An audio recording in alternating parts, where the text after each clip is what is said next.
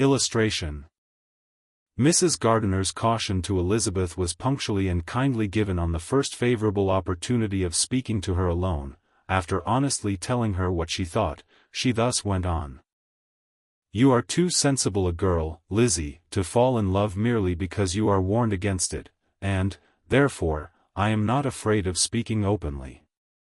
Seriously, I would have you be on your guard. Do not involve yourself, or endeavor to involve him, in an affection which the want of fortune would make so very imprudent.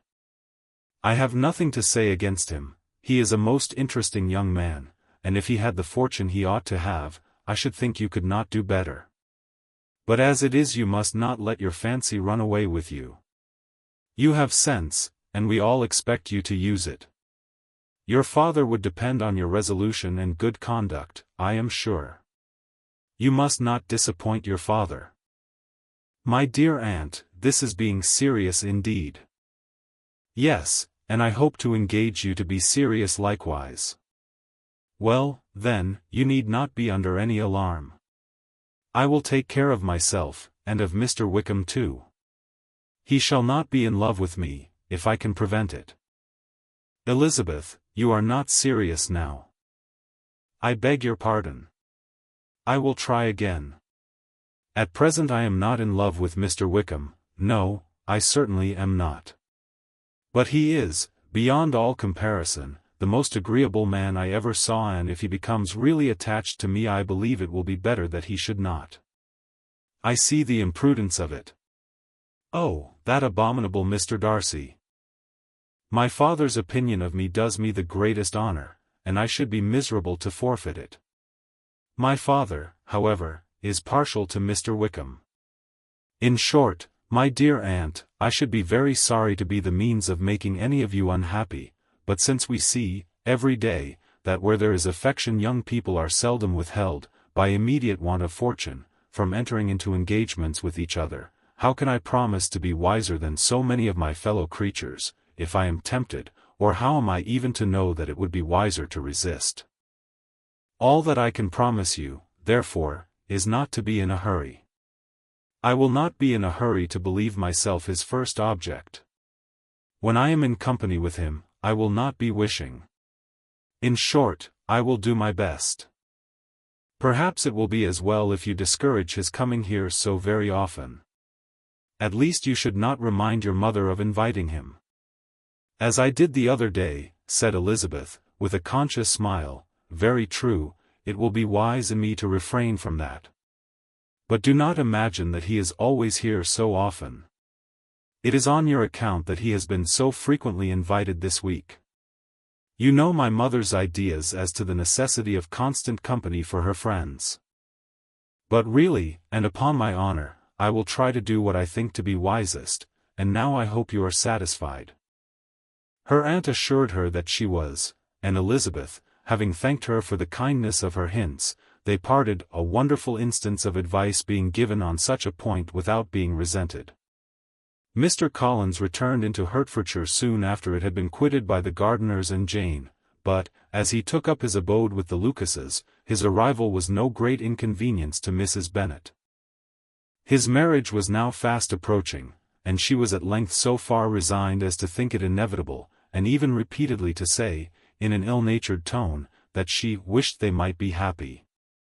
Thursday was to be the wedding day, and on Wednesday Miss Lucas paid her farewell visit, and when she rose to take leave, Elizabeth, ashamed of her mother's ungracious and reluctant good wishes, and sincerely affected herself, accompanied her out of the room.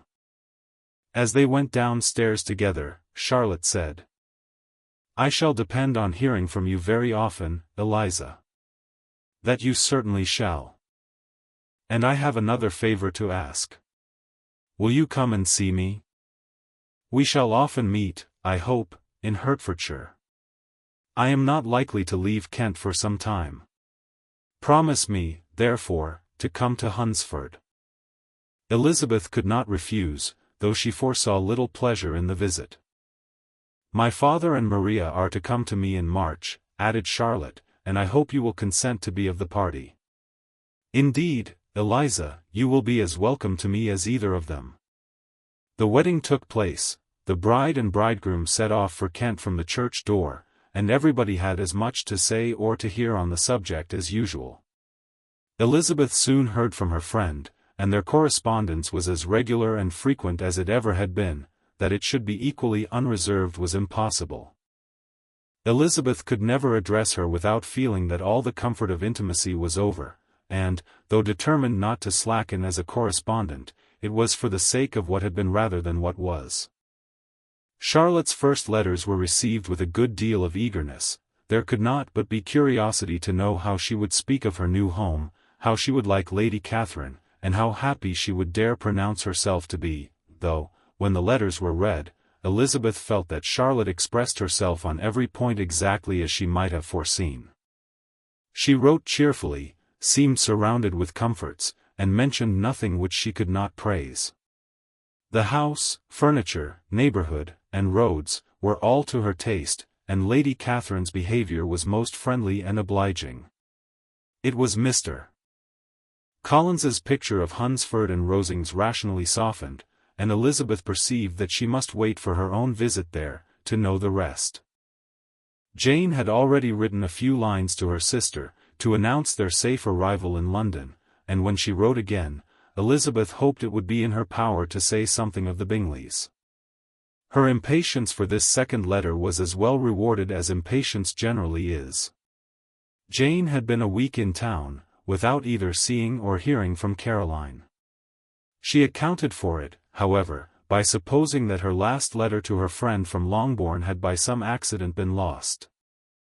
"My aunt," she continued, "is going tomorrow into that part of the town, and I shall take the opportunity of calling in Grosvenor Street."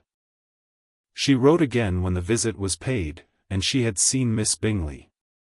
"I did not think Caroline in spirits," were her words, "but she was very glad to see me, and reproached me for giving her no notice of my coming to London. I was right, therefore, my last letter had never reached her. I inquired after their brother, of course. He was well, but so much engaged with Mr. Darcy that they scarcely ever saw him. I found that Miss Darcy was expected to dinner. I wish I could see her. My visit was not long, as Caroline and Mrs. Hurst were going out. I dare say I shall soon see them here." Elizabeth shook her head over this letter. It convinced her that accident only could discover to Mr. Bingley her sister's being in town. 4 weeks passed away, and Jane saw nothing of him. She endeavored to persuade herself that she did not regret it, but she could no longer be blind to Miss Bingley's inattention. After waiting at home every morning for a fortnight, and inventing every evening a fresh excuse for her, the visitor did at last appear, but the shortness of her stay, and, yet more, the alteration of her manner, would allow Jane to deceive herself no longer. The letter which she wrote on this occasion to her sister will prove what she felt. "My dearest Lizzie will, I am sure, be incapable of triumphing in her better judgment, at my expense, when I confess myself to have been entirely deceived in Miss Bingley's regard for me. But, my dear sister, though the event has proved you right, do not think me obstinate if I still assert that, considering what her behavior was, my confidence was as natural as your suspicion. I do not at all comprehend her reason for wishing to be intimate with me, but, if the same circumstances were to happen again, I am sure I should be deceived again. Caroline did not return my visit till yesterday, and not a note, not a line, did I receive in the meantime. When she did come, it was very evident that she had no pleasure in it. She made a slight, formal apology for not calling before, said not a word of wishing to see me again, and was, in every respect, so altered a creature, that when she went away I was perfectly resolved to continue the acquaintance no longer. I pity, though I cannot help blaming, her.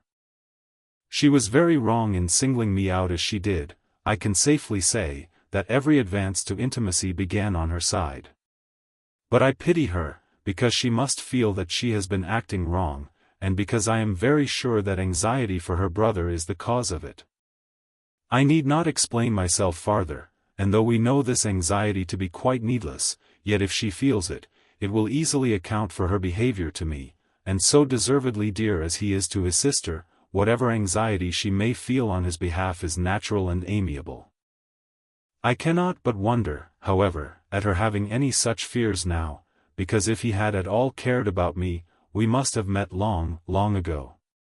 He knows of my being in town, I am certain, from something she said herself, and yet it would seem, by her manner of talking, as if she wanted to persuade herself that he is really partial to Miss Darcy. I cannot understand it. If I were not afraid of judging harshly, I should be almost tempted to say, that there is a strong appearance of duplicity in all this. I will endeavor to banish every painful thought, and think only of what will make me happy, your affection, and the invariable kindness of my dear uncle and aunt. Let me hear from you very soon. Miss Bingley said something of his never returning to Netherfield again, of giving up the house, but not with any certainty. We had better not mention it. I am extremely glad that you have such pleasant accounts from our friends at Hunsford. Pray go to see them, with Sir William and Maria. I am sure you will be very comfortable there. Yours, etc. This letter gave Elizabeth some pain, but her spirits returned, as she considered that Jane would no longer be duped, by the sister at least. All expectation from the brother was now absolutely over.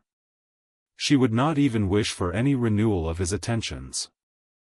His character sunk on every review of it, and, as a punishment for him, as well as a possible advantage to Jane, she seriously hoped he might really soon marry Mr. Darcy's sister, as, by Wickham's account, she would make him abundantly regret what he had thrown away.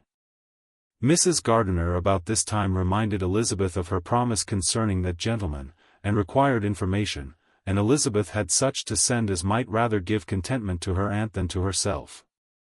His apparent partiality had subsided, his attentions were over, he was the admirer of someone else. Elizabeth was watchful enough to see it all, but she could see it and write of it without material pain. Her heart had been but slightly touched, and her vanity was satisfied with believing that she would have been his only choice, had fortune permitted it. The sudden acquisition of £10,000 was the most remarkable charm of the young lady to whom he was now rendering himself agreeable, but Elizabeth, less clear-sighted perhaps in this case than in Charlotte's, did not quarrel with him for his wish of independence. Nothing, on the contrary, could be more natural, and, while able to suppose that it cost him a few struggles to relinquish her, she was ready to allow it a wise and desirable measure for both, and could very sincerely wish him happy. All this was acknowledged to Mrs. Gardiner, and, after relating the circumstances, she thus went on, I am now convinced, my dear aunt, that I have never been much in love, for had I really experienced that pure and elevating passion, I should at present detest his very name, and wish him all manner of evil. But my feelings are not only cordial towards him, they are even impartial towards Miss King. I cannot find out that I hate her at all, or that I am in the least unwilling to think her a very good sort of girl. There can be no love in all this. My watchfulness has been effectual, and though I should certainly be a more interesting object to all my acquaintance, were I distractedly in love with him, I cannot say that I regret my comparative insignificance. Importance may sometimes be purchased too dearly. Kitty and Lydia take his defection much more to heart than I do. They are young in the ways of the world, and not yet open to the mortifying conviction that handsome young men must have something to live on as well as the plain. Illustration. On the stairs.